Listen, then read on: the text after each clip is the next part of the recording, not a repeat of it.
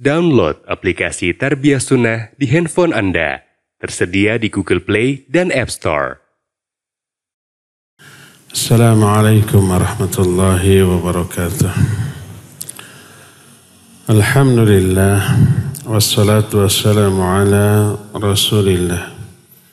Wa ala alihi wa ashabihi wa mawalah. Wa man tabi'ahum bi ihsanin ila yaumil qiyamah wa ba'd. Hadirin jamaah Masjid Darul Ihsan Cimahi yang Allah muliakan, para pendengar Radio Tarbiyah Sunnah Bandung, kita kembali berjumpa untuk melanjutkan kajian kita Bisyarah Al-Usulu Thalathah. Pertemuan yang lalu kita sudah membahas dua hal, yaitu isti'anah dan isti'adzah. Isti'anah artinya minta pertolongan, tapi hanya dalam hal meraih kebaikan, meraih hal-hal yang maslahat, yang manfaat. Rincian dari isti'anah sudah kita terangkan, demikian juga isti'adzah sudah kita jelaskan. Sekarang kita lanjut, salah satu bentuk ibadah kepada Allah adalah al-istighatsah. Secara bahasa, istighatsah itu artinya juga minta pertolongan. Sama dengan isti'anah. Bedanya, kalau isti'anah meminta tolong dalam meraih kebaikan, kalau istighatsah minta tolong agar dilepaskan dari kejelekan, keburukan, penderitaan, kanyeri, kaperi, dan yang sejenisnya. Ketika menerangkan hal ini, berkata Syekh Al-Utsaimin rahimahullah, al-istighatsatu talabul ghauts wa huwa al-inqadhu minasyiddah wal halak. Istighatsah artinya meminta pertolongan, yaitu minta diselamatkan dari kesulitan atau kebinasaan. Pokoknya minta dilepaskan dari keburukan. Apapun bentuk keburukan itu, lalu kita minta kepada Allah pertolongan agar bisa lepas, maka itu yang disebut istighatsah. Seperti kita sakit, lalu kita berdoa kepada Allah agar disembuhkan dari penyakit, maka itulah istighatsah. Seperti umpamanya kita sedang dikejar-kejar orang jahat, diancam, lalu kita minta pertolongan kepada Allah agar dilepaskan dari ancaman ini, maka itu istighatsah. Atau kita terkena musibah apapun, membuat kita menderita, lalu minta pertolongan kepada Allah agar dilepaskan dari penderitaan itu, maka itulah istighatsah. Jadi intinya istighatsah adalah minta pertolongan agar diselamatkan dari keburukan, dari kesusahan, dari kegelisahan. Ada beberapa jenis istighatsah. Ada yang wajib, ada yang haram, ada juga yang boleh. Adapun jenis yang pertama adalah istighatsah kepada Allah Azza wa Jalla. Minta tolong kepada Allah agar dilepaskan dari kesulitan. Ini sesempurna-sempurna amalan dan afdol amalan, dan inilah kebiasaan para nabi, para rasul, serta para pengikut mereka. Contohnya apa yang diterangkan oleh Allah dalam Al-Quran, surah Al-Anfal ayat 9. Allah berfirman, "Idh tastaghithuna rabbakum, fastajaba lakum, anni mumiddukum, bi alfin minal malaikati murdifin." Ingat ketika kalian beristighatsah kepada Allah, lalu Allah mengijabah bagi kalian. Kata Allah, aku akan mengirim kepada kalian, memberikan pertolongan kepada kalian dengan 1000 malaikat yang turun secara berbondong-bondong. Yang menjadi asbabun nuzul ayat ini adalah sebelum terjadinya perang Badar, Nabi SAW melihat kekuatan kaum musyrikin mencapai 1000 orang.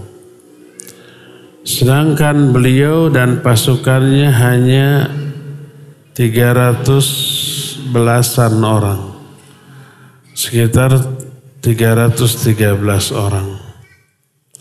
Maka beliau kemudian berdoa kepada Allah, mengangkat kedua tangannya sambil menghadap ke arah kiblat. Salah satu faidah dari hadis ini adalah disunahkannya berdoa dengan mengangkat tangan dan menghadap kiblat. Ini dalam doa yang sifatnya insidental, doa yang mutlak.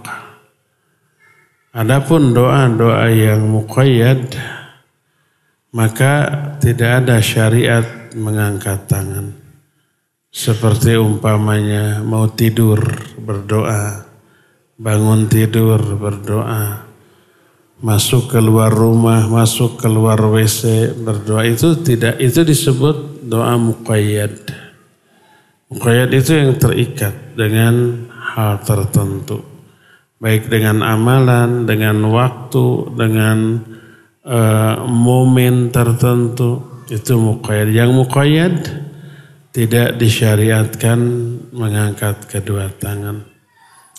Adapun yang mutlak, seperti kita berdoa dalam doa yang tidak ditetapkan waktunya di perjalanan, berdoa kepada Allah, silakan angkat tangan.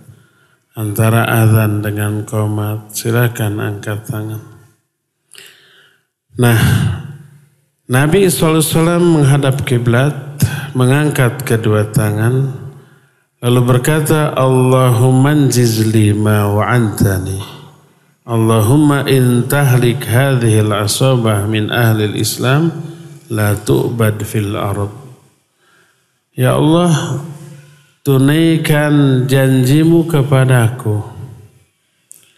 Ya Allah, bila kelompok kecil dari umat Islam ini binasa karena umpamanya kalah di medan perang Badar, la tu'bad fil ard, maka engkau tidak akan pernah lagi disembah di muka bumi. Kalau Nabi dan para sahabat kalah sampai terbunuh, putus Islam sudah. Tidak ada lagi tauhid yang tegak, tidak ada lagi penyembahan kepada Allah. Hadis ini sahih diriwayatkan oleh Imam Muslim dalam kitab Sahih Muslim. Nabi SAW terus-menerus berdoa sampai selendangnya yang saat itu dikaitkan, kata orang Sunda, disampaikan di bahunya, disampaikan tenawannya, disampaikan di bahunya, jatuh. Lalu dipungut oleh Abu Bakar As-Siddiq radhiyallahu an, lalu disimpan lagi di atas kedua bahunya, Kemudian berkatalah Abu Bakar, ya Nabi Allah, kafaka munasyadatuka rabbak, fa innahu sayanzilaka ma wa'adaka, fa anzalallahu hadhil ayah. Ya Nabi Allah, doamu itu pasti akan Allah kabulkan. Allah akan menunaikan janjinya kepadamu.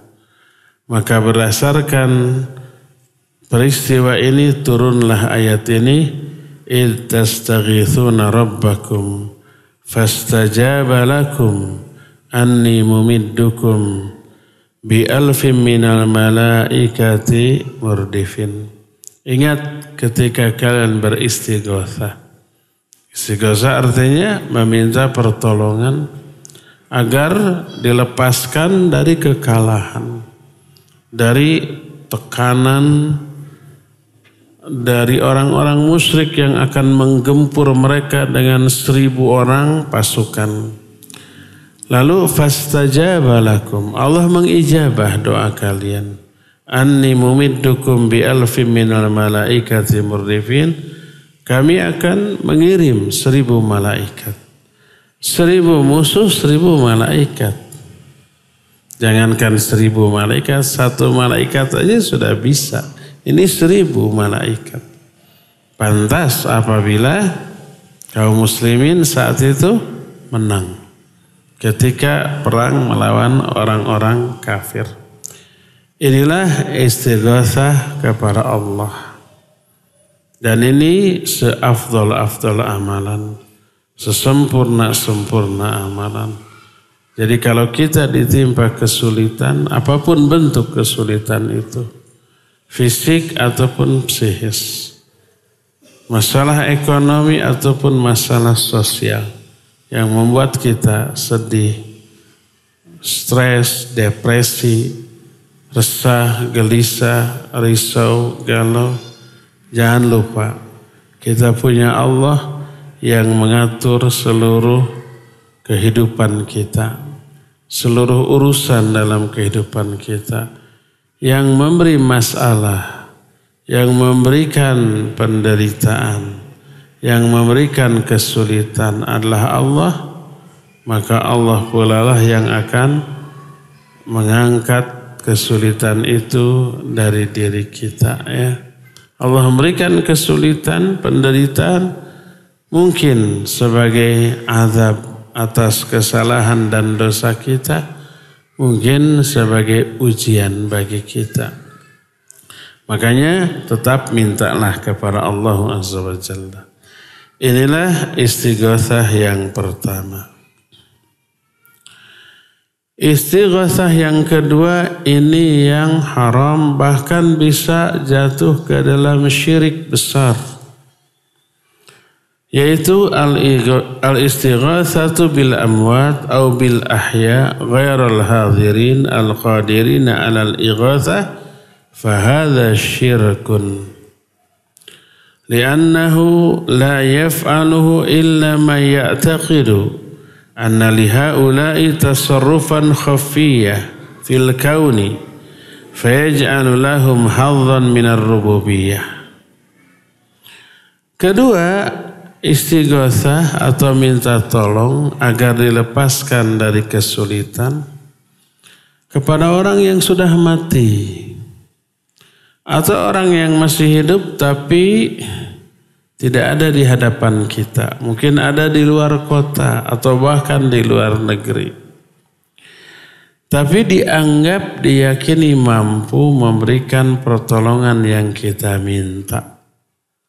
Orang yang sudah mati diyakini bisa melepaskan diri kita dari kesulitan.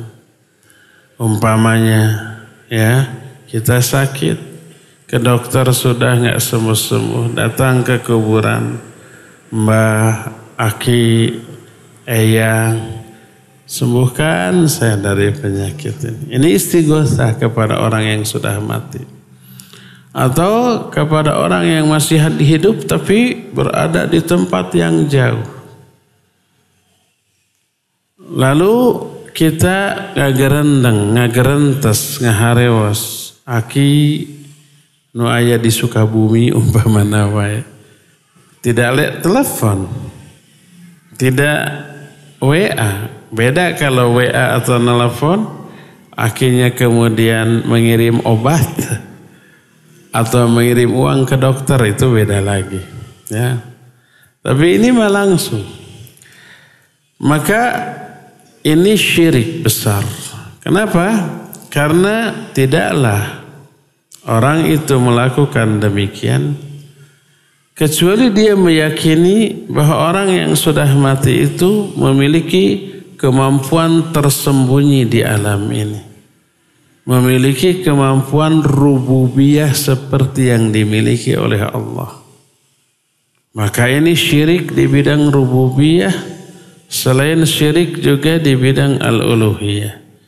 Syirik di bidang uluhiyahnya karena berdoa kepada selain Allah. Syirik di bidang rububiyahnya karena meyakini selain Allah ada yang bisa mengatur kehidupan manusia. Allah berfirman dalam surah An-Naml ayat 62. Kata Allah, "Amma yujibul mudtarra idza da'ahu wa yakshifus su'a wa yaj'alukum khulafa'al ard a ilahun ma'allah qalilan ma tadhakkarun." Kata Allah, kalau ada huruf alif dan man, amman, ya, ini artinya berkaitan dengan ayat sebelumnya. Atau kalau toh tidak, ada makna yang tidak disebutkan tapi terkandung. Aman, apakah yang, maksudnya mana yang lebih baik? Berhala-berhala yang mereka sembah, yang tidak memiliki kemampuan atau andil dalam mengatur alam ini, mana yang lebih baik? Berhala itu ataukah Allah yang mengijabah orang yang sedang keadaan kritis? Ketika orang itu berdoa kepada Allah, lalu Allah mencabut kesulitan dari diri mereka dan Allah menjadikan kalian sebagai khalifah di muka bumi.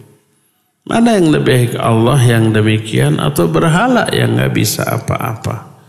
Lalu Allah menyatakan, a ilahun ma'allah, adakah ilah lain selain Allah? Qalilan ma tadhakkarun. Sedikit sekali di antara kalian yang bisa mengambil pelajaran. Jadi selain Allah tidak ada lagi yang bisa melepaskan seorang makhluk dari kesulitan. Maka istighatsah kepada selain Allah dalam arti kepada yang sudah mati atau kepada yang masih hidup tapi tidak ada di hadapan, maka itu termasuk syirik. Pertama karena berdoa kepada selain Allah, yang kedua karena meyakini selain Allah ada yang memiliki kemampuan untuk mengatur di alam ini. Inilah istighatsah yang kedua. Haram bahkan syirik. Ketiga, al-istighatsah bil ahya al-alimina al-qadirina alal ighatsah. Fahadha jaiz. Ketiga, minta tolong kepada orang yang masih hidup, yang berilmu dan punya kemampuan. Punya kemampuan untuk menolong kita, melepaskan kita dari kesulitan.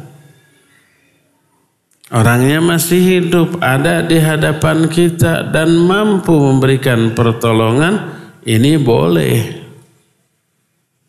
Sama dengan isti'anah kepada manusia sudah kita terangkan. Minta tolong kepada orang yang masih hidup dan mampu memberikan pertolongan yang kita minta. Umpama minta makanan atau umpamanya minta ambilkan barang tertentu, bikinin kopi, itu isti'anah kepada orang yang hidup dan mampu, boleh. Demikian juga istighatsah, minta tolong agar kita dilepaskan dari kesulitan. Umpama kita jatuh, nggak bisa bangun, pakai sepeda atau motor jatuh, ketimpa sepeda, ketimpa motor, nggak bisa bangun. Ada orang di sana minta tolong dibangunkan. Itu istighotsah. Yang seperti ini boleh. Allah berfirman dalam surah Al-Qasas ayat 15.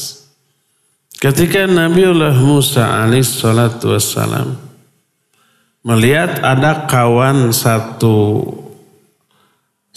bangsa dengan dia, satu kelompok berantem dengan kelompok pendukung Fir'aun.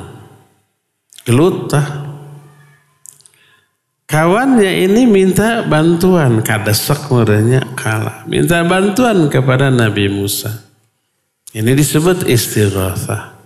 Oleh Nabi Musa dikasih bantuan. Dipukul itu orang, apa yang terjadi? Mati. Pukulan Nabi Musa luar biasa. Mike Tyson yang ahli tinju, konon katanya. Truk yang melaju dengan kecepatan 40 km per jam, dihantam oleh tinju Mike Tyson, truk itu bakal berhenti. Cuma tangannya hancur. Tapi itu menunjukkan kekuatan. Tapi kan nggak pernah ada lawannya yang mati di medan di ring tinju ya. KO banyak. Tapi yang mati tidak ada kan. Ini Nabi Musa sekali pukul mati itu orang. Ini istighotsah.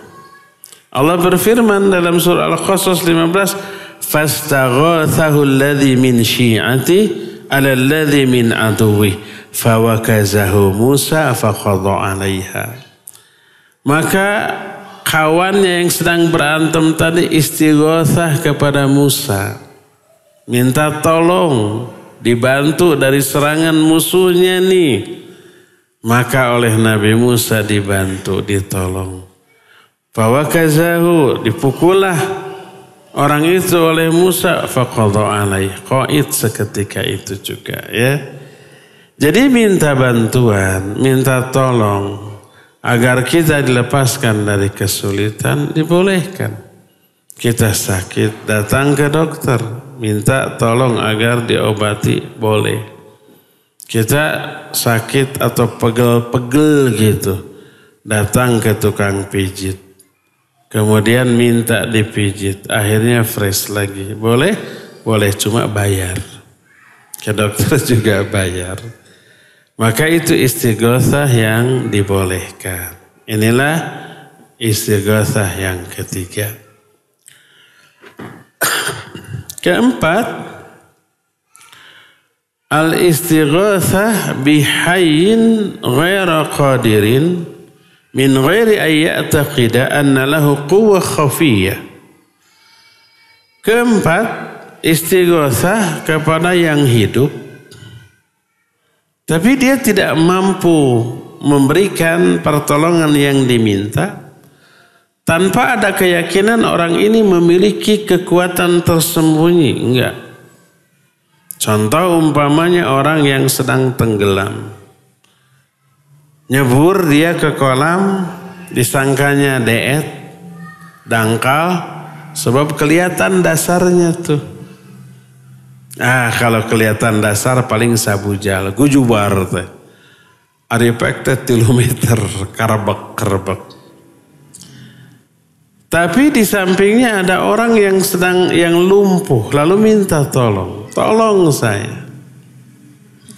Ini minta tolong kepada orang yang diyakini tidak mampu. Atau kepada anak kecil yang ada di sana. Diyakini anak kecil ini tidak mampu. Tolong gitu. Sambil kekerbekan. Maka minta tolong kepada orang yang masih hidup. Tapi tidak mampu. Ini disebut laghun wa sukhriyah. Biman istaghatha bihi. Pertama, ini kesia-siaan, lagho. Yang kedua, ini bisa bermakna sukhriyah atau celaan, sindiran hinaan kepada orang yang dimintai tolong. Umpamanya, kita punya kawan, tahu kawan ini bokeh. Lalu kita bilang, saya lapar, traktir yuk di restoran mewah. Itu mah, padahal kita tahu dia tidak mungkin mampu mentraktir kita di restoran mewah. Jangankan mentraktir, untuk dia saja dia nggak punya untuk dimakan hari itu. Lalu kita bilang, traktir saya yuk di sana. Ini sukhriyah, ini pelecehan, dan ini adalah kesia-siaan. Ya, berdasarkan hal itulah maka tidak boleh kalau ini mengandung unsur sukhriyah, karena Allah berfirman, ya ayyuhalladzina amanu la yaskhar qaumun min qaumin asa ayyakunu khairan minhum. Hai orang-orang yang beriman, janganlah sebagian kalian mencela, merendahkan, menghina orang lain. Karena boleh jadi yang dihina itu lebih baik, lebih mulia daripada yang menghina. Ya, inilah 4 jenis istighatsah. 1 yang paling afdal yaitu istighatsah kepada Allah.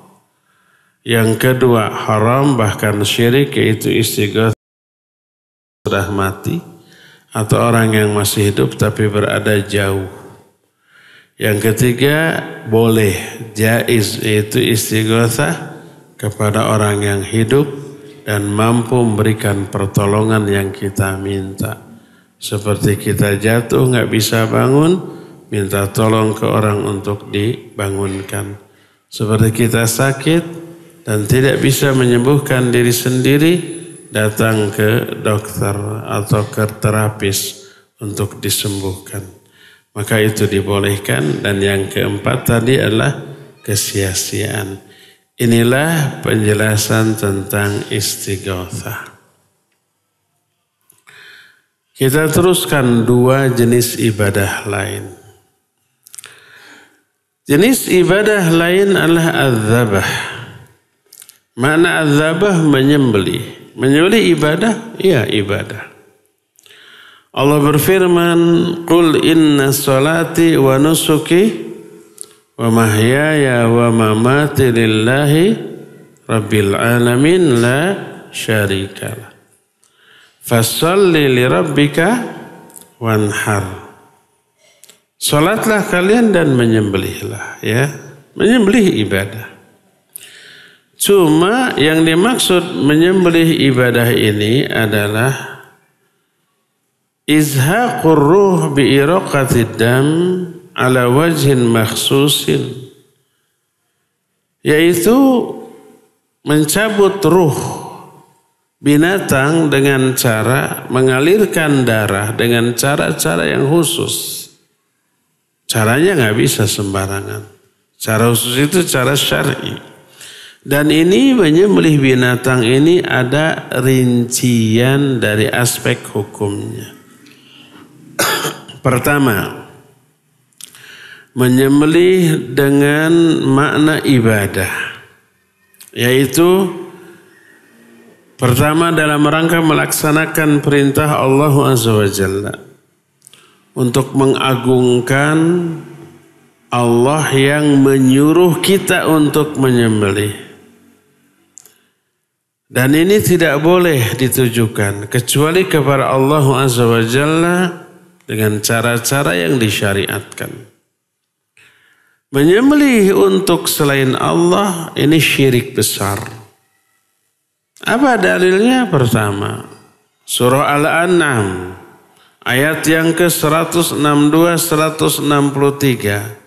Qul, katakan oleh Muhammad, inna sholati, sungguhnya sholatku, wa nusuki, dan sesembelihanku, wa mahyaya wa mamati, hidup dan matiku, lillahi rabbil alamin, hanya untuk Allah Rabbul alamin, la syarikalah, tidak ada syarikat, tidak ada sekutu dalam hal ini. Juga dalam surah Al-Kautsar, fasholli li rabbika wanhar, salatlah kamu li rabbika, untuk Rabb, untuk Allah, wanhar, dan juga menyembelihlah untuk Allah.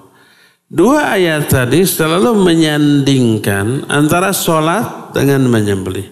Qul inna sholati wa nusuki. Katakan olehmu, sungguhnya sholatku dan sembelihanku. Disandingkan. Dalam surah Al-Kautsar, fasholli li rabbika wanhar. Sholatlah dan menyembelihlah.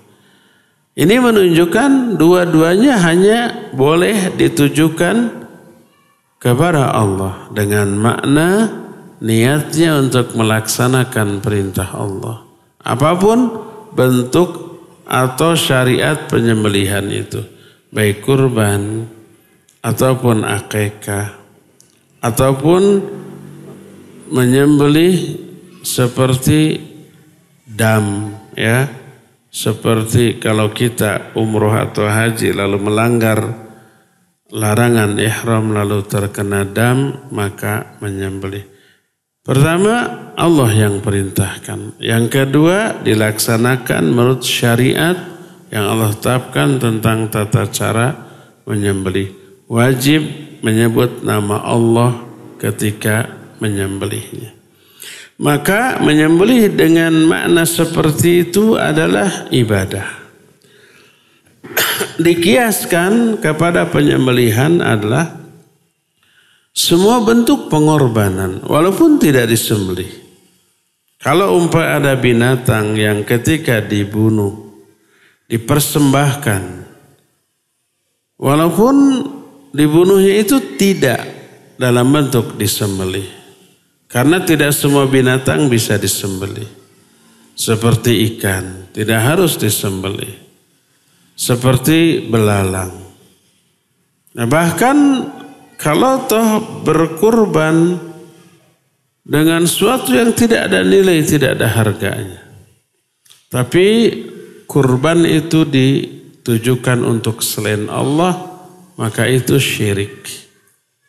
Seperti berkata Rasul sallallahu alaihi wasallam, dakhala an-nara rajulun fi dzubab wa dakhala al-jannata fi dzubab. Ada orang yang masuk neraka karena seekor lalat. Ada juga yang masuk surga karena seekor lalat. Para sahabat bertanya, kaifa dzalik? Bagaimana itu bisa terjadi? Maka kata Rasul sallallahu alaihi wasallam, ada satu kaum yang memiliki berhala. Siapa yang lewat ke daerah mereka dicegat dan disuruh untuk mempersembahkan pengorbanan terlebih dahulu kepada berhala. Ada orang lewat, dicegat, qarrib, berkurbanlah engkau. Kata dia, saya tidak memiliki apapun yang untuk dikorbankan. Lalu mereka berkata, qarrib walau bidzubab, berkurban walaupun dengan seekor lalat. Maka orang itu kemudian menangkap seekor lalat, lalu dipersembahkan kepada berhala itu, fakhalla sabilahu, maka dibiarkan orang itu lewat, huwa finnar, dia di dalam neraka. Karena melakukan persembahan pengorbanan kepada selain Allah. Walaupun dengan sesuatu yang tidak ada harganya, tidak ada nilainya. Tapi bukan nilai dari apa yang dikorbankan, tapi i'tikad, pengagungan kepada siapa dia berkorban. Mengagungkan berhala seperti mengagungkan Allah Azza wa Jalla. Lewat lagi seseorang, dicegat, berkurbanlah engkau. Apa dia bilang? Saya tidak akan pernah berkurban selain kepada Allah Azza wa Jalla. Akhirnya apa? Fadaraba unuqahu, dia dipenggal lehernya, mati. Fadakhalal jannah, dia masuk surga. Mempertahankan apanya? Tauhidnya, ya. Jadi intinya adalah untuk siapa kita berkurban, dan kurbannya apakah disembelih ataupun tidak, maka itu menentukan tauhid atau syiriknya seseorang. Jadi yang pertama menyembelih, jenis yang pertama adalah menyembelih dalam rangka ibadah kepada Allah, melaksanakan perintah Allah dan menyembelihnya dengan sesuai dengan aturan syariat Allah. Inilah menyembelih yang pertama. Kedua, ayyaqa ikraman li dhaifin aw walimatin li arus aw nahwi dhalik fahadha ma'murun bih imma wujuban aw istihbaban. Kedua, menyembelih dalam rangka memuliakan tamu atau untuk mengadakan walimah pernikahan atau yang sejenisnya. Maka ini diperintahkan, bisa wajib, bisa sunnah. Bersabda Rasul sallallahu alaihi wasallam, "Man kana yu'minu billahi wal yawmil akhir falyukrim dhaifah." Riwayat Bukhari dan Muslim. Siapa yang beriman kepada Allah dan hari akhir hendaklah memuliakan tamu. Nah, orang-orang Arab dari zaman jahiliyah baheula, kalau kedatangan tamu walaupun tidak dikenal, mereka menyembelih kambing. Walaupun tamunya seorang dua orang. Ya akan habis kan? Tapi langsung untuk memuliakan mereka. Ya. Dan ini sesuai dengan perintah Rasul SAW. Siapa yang beriman kepada Allah dan hari akhir, muliakan tamu. Salah satu cara memuliakannya adalah dengan menyembelih. Dia menyembelih dalam rangka untuk memuliakan tamunya. Atau walimah, berkata Rasul SAW kepada Abdurrahman bin Auf, "Aulim walau bisyah." Adakan walimah walaupun hanya dengan seekor kambing. Jadi walimah itu sunnahnya upayakan ada menu daging kambing tuh, kambing guling kayak gitu ya.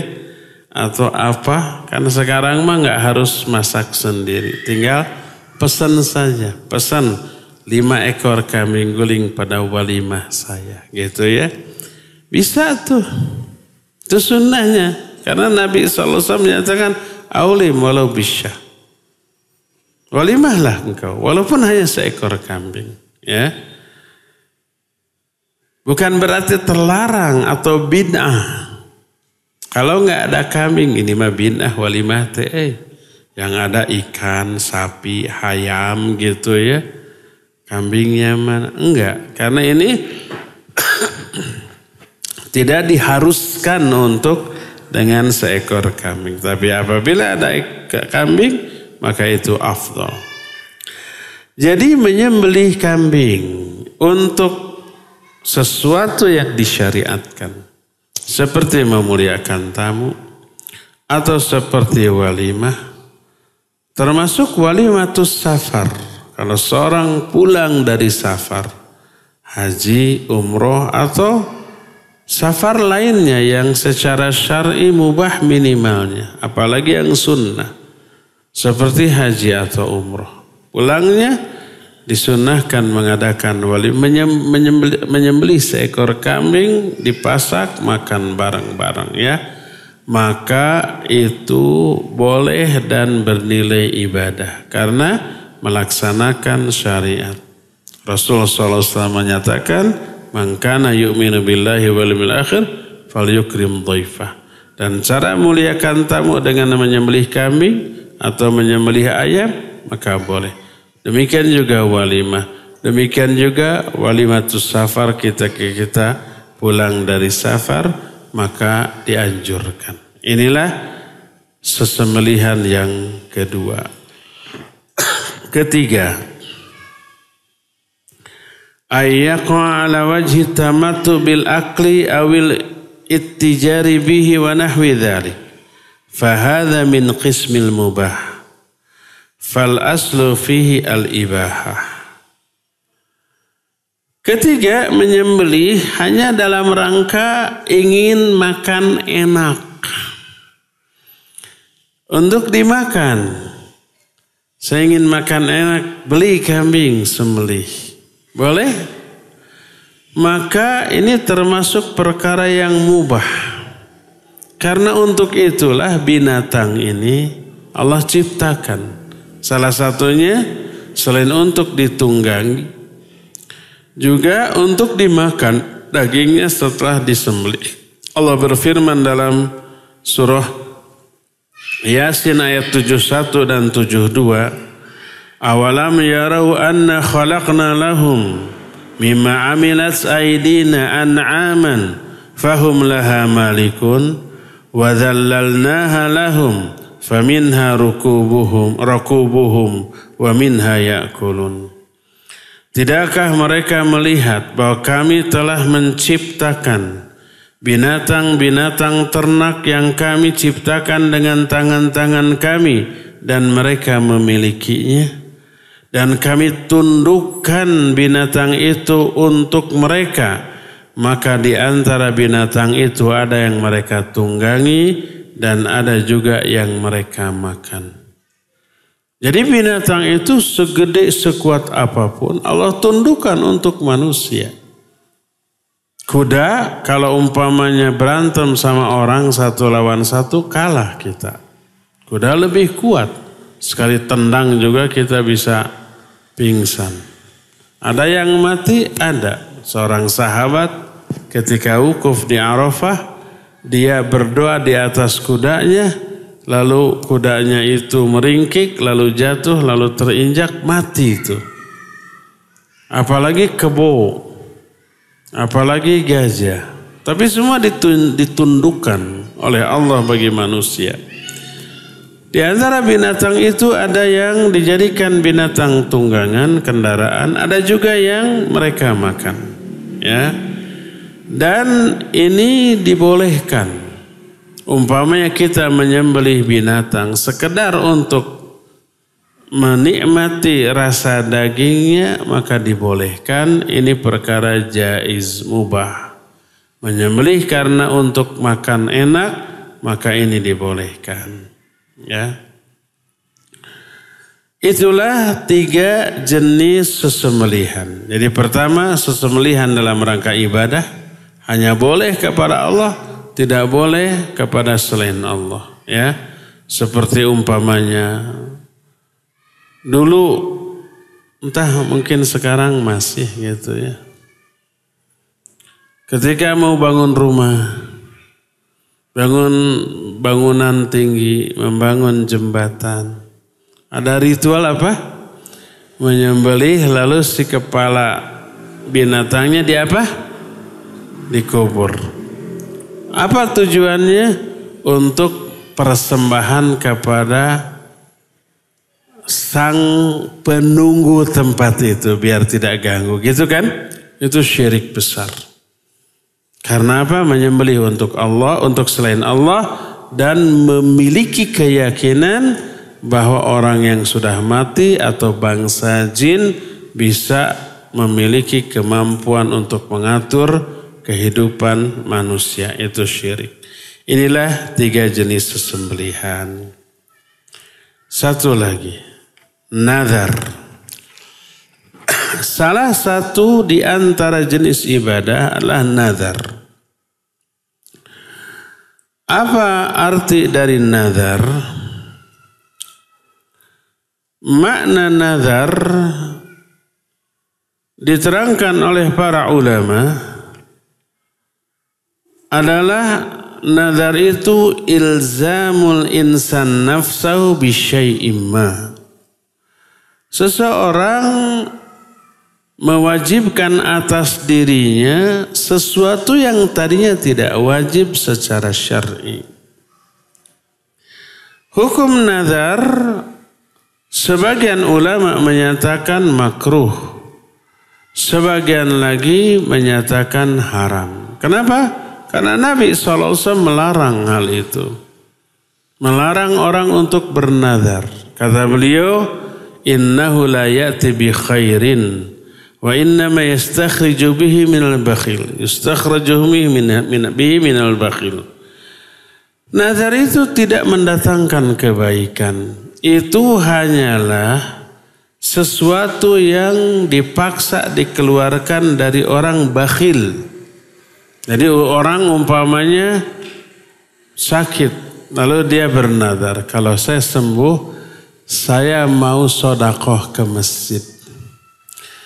Padahal sedekah ke masjid disyariatkan apa tidak? Ya disyariatkan, tapi hukumnya sunnah. Dia baru mau sedekah kalau ada syaratnya. Syaratnya apa? Sembuh dari penyakit. Kalau nggak sembuh-sembuh atau nggak diberi penyakit, dia nggak sedekah. Intinya dia bakhil. Lalu dipaksa dikeluarkan hartanya dengan syarat yang dia tetapkan kalau sembuh. Ya, makanya tidak mendatangkan kebaikan. Tapi apabila nazar ini sudah terucap, nazarnya wajib untuk dilakukan. Dan melaksanakan isi nazarnya ibadah. Berkata Rasul SAW, "Man nazara ayyuti Allah falyuti'hu." Siapa orang yang bernazar untuk melaksanakan ketaatan kepada Allah, laksanakan isi nazarnya. Seperti umpamanya, kalau saya sembuh dari penyakit, saya akan umroh. Ternyata sembuh, wajib umroh dia. Padahal umroh tadinya hukumnya sunnah bagi dia. Tapi karena nazar menjadi wajib. Kalau saya sembuh dari penyakit, saya akan saum 3 hari berturut-turut. Ternyata dia sembuh, maka saum 3 hari yang tadinya tidak wajib menjadi wajib bagi dia. Ya, inilah nazar. Nah, melaksanakan nazar adalah ibadah. Allah berfirman dalam surah Al-Insan ayat 7, "Yufuna bin nadri wa yakhafuna yawman kana syarruhu mustatira." Orang mukmin ahli surga adalah orang yang menunaikan nazar-nazar mereka. Dan mereka takut kepada satu hari yang di hari itu keburukannya amat sangat merata. Ya. Demikian juga Rasul sallallahu alaihi wasallam menyatakan tadi, "Man nazara ayyuti Allah falyuti'hu." Siapa yang bernazar untuk melaksanakan ketaatan kepada Allah, laksanakan. Nah, Allah berfirman dalam surah Al-Hajj ayat 29. "Tsumma liyaqdu tafathahum wal yatufun wal yufuna nudurahum wal yatawafu bil baitil atiq." Kemudian hendaklah mereka membersihkan badan dari kotoran-kotoran yang menempel dalam diri mereka, dan hendaklah mereka menunaikan nazar-nazar mereka, dan hendaklah mereka tawaf di Baitul Atiq, yaitu di Ka'bah. Adapun nazar yang bernilai ibadah yang wajib ditunaikan adalah nazar untuk melakukan ketaatan. Adapun nazar untuk melakukan kemaksiatan haram untuk dilakukan. Seperti umpamanya kalau saya sembuh dari penyakit, jangan sayalah. Kalau seseorang sakit, punya banyak uang, lalu dia nazar, kalau dia sembuh dari penyakit, dia akan memboking 10 perempuan di hotel mewah. Nazar umpama. Maka itu haram. Kalau saya sembuh dari penyakit, saya akan minum sampai mabuk. Maka itu haram untuk dilakukan. Kalau saya umpamanya lulus ujian, saya akan lari keliling kota dalam keadaan telanjang. Maka itu tidak boleh. Termasuk nazar yang isinya mubah tapi madarat. Maka tidak boleh juga dilakukan. Suatu saat Nabi SAW melihat ada orang tengah hari siang-siang berdiri panas-panasan. Terus ngajanteng ngaraga meneng. Tidak ngiuhan, padahal panas. Tidak duduk, padahal ada tempat duduk. Nabi SAW bertanya kepada para sahabat, kenapa orang itu berdiri panas-panasan seharian? Kata para sahabat, dia bernazar untuk melakukan 3 hal. Pertama, kalau keinginannya tercapai, dia nazar akan berdiri seharian, tidak akan duduk, akan panas-panasan seharian, tidak akan berteduh, dan akan saum sehari tersebut. Makanya dia laksanakan, sambil saum, sambil berdiri, dia panas-panasan. Apa kata Nabi SAW? Kata beliau, murruhu bil julus wa tadhallul wa atimu siyamahu falyutimu siyamahu. Suruh dia duduk, suruh dia berteduh, dan suruh dia menyempurnakan saumnya. Jadi karena saum adalah bentuk amal taat, disuruh disempurnakan, dilakukan. Kalau isi nadarnya demikian. Adapun berdiri seharian, berpanas-panasan seharian, ini bukan ketaatan. Ini sesuatu yang tidak terlarang, tapi madarat. Bisa sakit nggak orang ini? Iya, bisa sakit ya. Maka suruh dibatalkan isi nadar. Mau berdiri seharian, berpanas-panasan seharian, batalkan 2 hal ini. Adapun saumnya tetap harus dilaksanakan ya. Inilah beberapa jenis ibadah yang hanya boleh dilakukan kepada Allah Azza wa Jalla. Cukup ya sampai di sini. Insyaallah lanjutan dari kitab ini akan kita teruskan di hari Senin yang akan datang. Untuk sekarang sampai di sini dan kita buka sesi tanya jawab. Wa sallallahu ala nabiyina Muhammadin wa ala alihi wa ashabihi wassalam. Bagaimana hukumnya dengan kunut nazilah?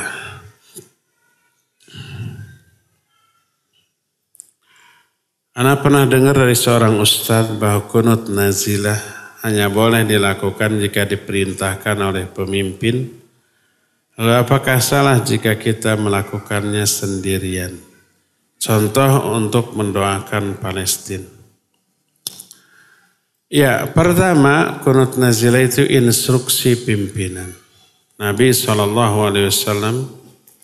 melakukan kunut nazilah ketika ada kasus-kasus tertentu. Lalu diikuti oleh para sahabatnya. Oleh karena itulah maka yang menimbang maslahat madarat dari satu kasus adalah orang yang memiliki wewenang terhadap kehidupan kaum muslimin, pemimpin atau ulil amri di suatu negeri. Sebab ada kalanya menurut pertimbangan salah seorang di antara kaum muslimin ini musibah bagi kaum muslimin. Lalu dia kunut nazilah. Tapi setelah diselidiki oleh penguasa yang berwenang dengan seperangkat potensi yang dimilikinya, ada badan intelijennya, ada segala macam informasi, ternyata itu tidak. Jadi sangat beda sudut pandang dan penilaian seorang ulil amri dengan personal dari kaum muslimin. Jadi iya, yang menginstruksikan kunut nazilah pertama adalah pemimpin. Kedua, selain pemimpin, kalau ada seruan dari beberapa ulama yang mu'tabar, mereka menyerukan kunut nazilah setelah menghimpun berbagai macam informasi yang dibutuhkan, lalu menganjurkan. Dan bukan 1-2 orang, sepakat beberapa ulama, maka ya boleh. Seperti umpamanya di kita, pemerintah tidak menganjurkan, tapi MUI menyerukan. Maka boleh kita untuk melakukan kunut nazilah. Seperti untuk Palestina. Pemerintah tidak menganjurkan, ayo kunut nazilah. Karena pertimbangan politiknya kental gitu. Punya dampak secara politis terhadap negara Indonesia kalau pemerintah yang memutuskan. Tapi pemerintah membiarkan tokoh-tokoh agama, MUI atau Ormas Islam untuk menyerukan kunut nazilah, boleh kita melakukan kunut nazilah. Wallahu a'lam bishawab.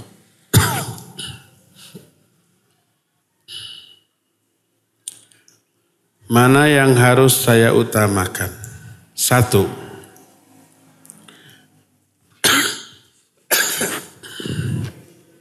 Berangkat umroh bersama istri. 2. Membeli kendaraan. Jika hanya mampu salah satu, namun umroh ada kendala karena masih punya anak bayi.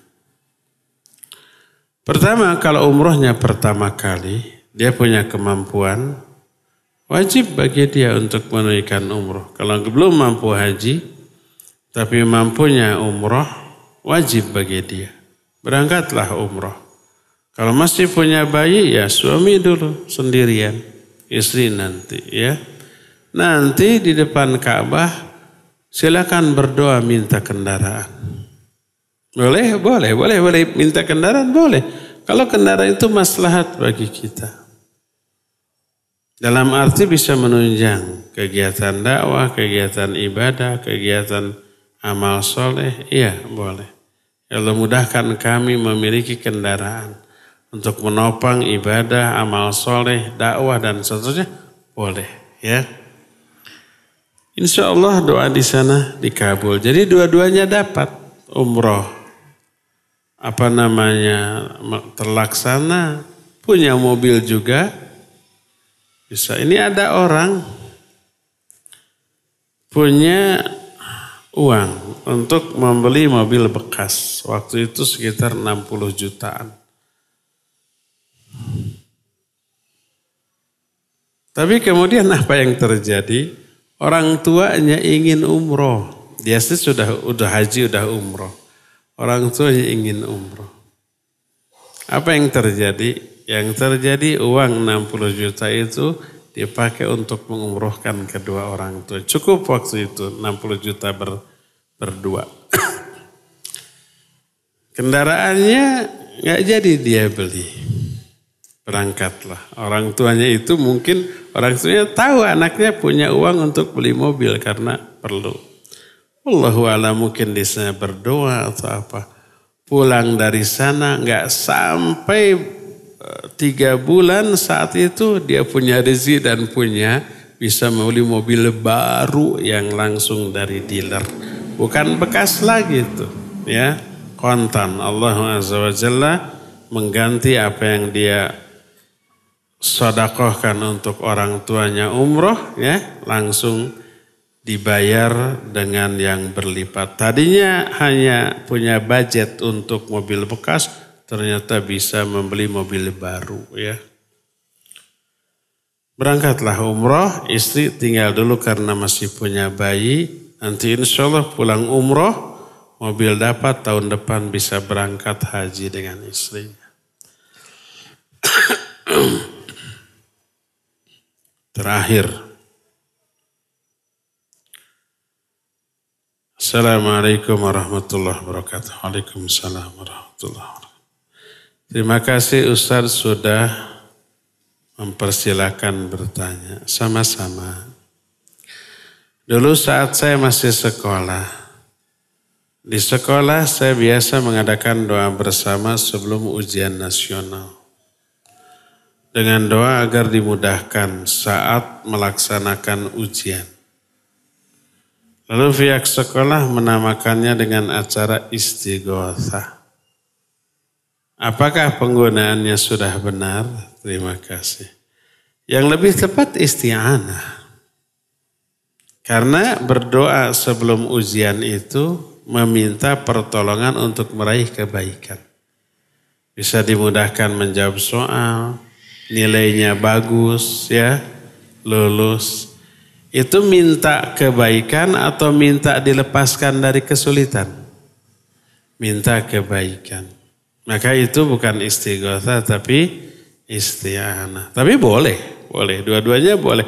Terlepas mau istighotsah mau isti'anah, tapi yang jelas berdoa minta pertolongan kepada Allah ya, boleh. Cukup ya sampai di sini. Insyaallah kita jumpa kembali Senin yang akan datang.